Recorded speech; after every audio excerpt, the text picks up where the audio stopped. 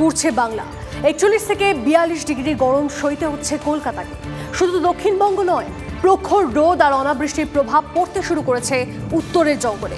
41.7 ডিগ্রিতে উঠল আলিপুরের পারদ। শুকিয়ে যাচ্ছে একাধিক জঙ্গলের নদী, খাল, বিল। চরম জল সংকটে বন্যপ্রাণ।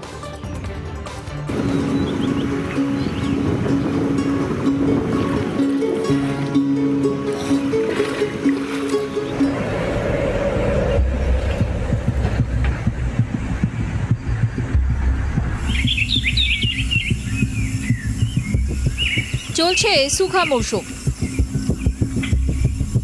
হুহু করে নামছে জলস্তর, শুকিয়ে যাচ্ছে জলাশয়, কুয়ো।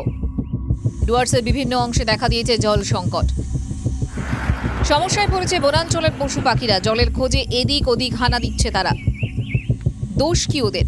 বিশ্ব উষ্ণায়নের যুগে অবিচারে গাছ কাটা, জল শুকিয়ে নদী খননকেই দায়ী করছেন পরিবেশ প্রেমীরা। সদ্য নাগরাকাটা এলাকায় রীতিমতো চাপড়ামারি জঙ্গল লাগোয়া একটি নদীর একবারে কালভাটের তলায় সামান্য জল খাবার জন্য দলছুট হাতি সেখানে এসে হাজির হন। তেমনি তোরসা নদীতে দেখা গিয়েছে দাপাল হাতি জলের জন্য ছুটে এসেছে একেবারে নদীর চরে, তবে জলের সন্ধান নেই। মোরাঘাট জঙ্গলের আয়তন প্রায় 6000 হেক্টর। জঙ্গলে 4 বিট অফিস রয়েছে। সব বিটের আওতায় থাকা ঝোড়াগুলি শুকিয়ে যেতে বসেছে। হাতিনালা, আম্বার ঝোড়াগুলি থেকেও জলস্তর নামছে। জঙ্গলে জলের অভাবে বন্যরা লোকালয়ে। নিজেদের অস্তিত্ব বাঁচাতে বাড়ছে মানুষ ও বন্যপ্রাণীর সংঘাত। জঙ্গলে কৃত্রিম জলাশয়ের সংখ্যা বাড়ানোর দাবি পরিবেশ প্রেমীদের।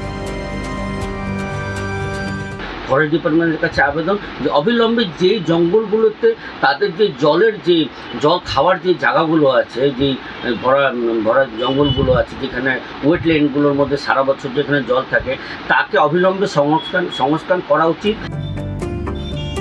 যদিও বন দফতরের দাবি, স্টেট গভর্নমেন্টের থেকে ভেরিয়াস হেডসের মধ্যে ভেরিয়াস ফান্ডস ফরেস্ট ডিপার্টমেন্টকে দেওয়া হয়েছিল।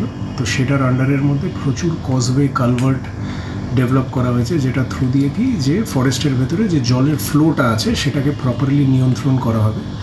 এর বাইরে ওয়াইল্ড অ্যানিমালসদের জন্য ওয়াটার হোলস বলে, যেখানের মধ্যে ওরা ওয়াটার ড্রিঙ্ক করেন গরম সময়, আর ওয়ালো পুলস আছে যেখানের মধ্যে রাইনোরা নিজেদেরকে কুল অফ করে, স্নান করে।